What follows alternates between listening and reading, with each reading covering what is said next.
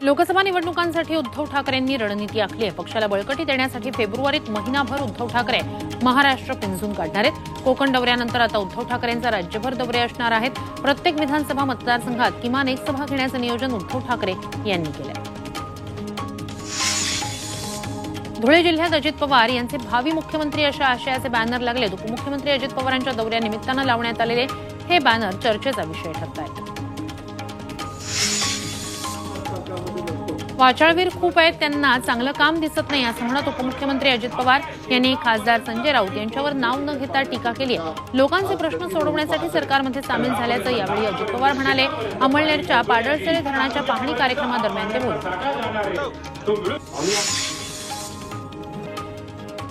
संभाजीराजे छत्रपती यांचे आज सकाळचे सगळे कार्यक्रम रद्द करण्यात आले। संभाजीराजांनी स्वतः ट्विट करत ही माहिती दिली आहे। त्यांचा फोनही बंद आहे।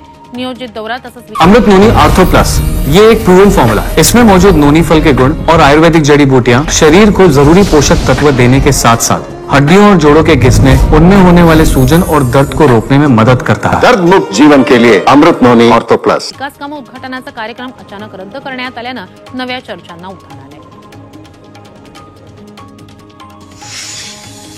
संभाजीराजे छत्रपती कोल्हापुरातूनच लोकसभेची निवडणूक लढण्यावर जवळपास शिक्कामोर्तब झाल्याचं जमा आहे। त्यामुळे नाशिक की कोल्हापूर या चर्चेला पूर्ण विराम मिळालाय। स्वतःच्या स्वराज्य पक्षातूनच निवडणूक लढण्यावर संभाजीराजे ठाम आहेत। त्यामुळे मवियाची कोंडी झाली।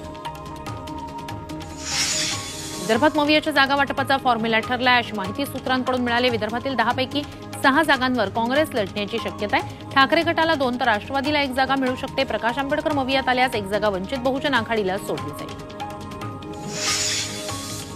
आपण काँग्रेसमध्ये आहोत, मात्र उद्या काय होईल हे सांगता येत नाही असं काँग्रेसचे नेते बाबा सिद्दीकी यांनी म्हटलंय। बाबा सिद्दीकी आणि त्यांचे पुत्र झिशान सिद्दीकी काँग्रेसला सोडचिठ्ठी देत अजित पवार गटात जाणार या चर्चांना उधाण आलेलं आहे आणि त्यावर बाबा सिद्दीकी यांनी स्पष्टीकरण दिलंय।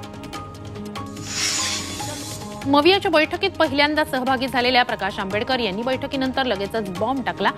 आपण महाविकास आघाडीसोबत नसून केवळ राष्ट्रवादी आणि शिवसेनेसोबत आहोत असं आंबेडकर म्हणाले। काँग्रेससोबत आपली अजून चर्चा सुरू आहे असं त्यांनी सांगितलं।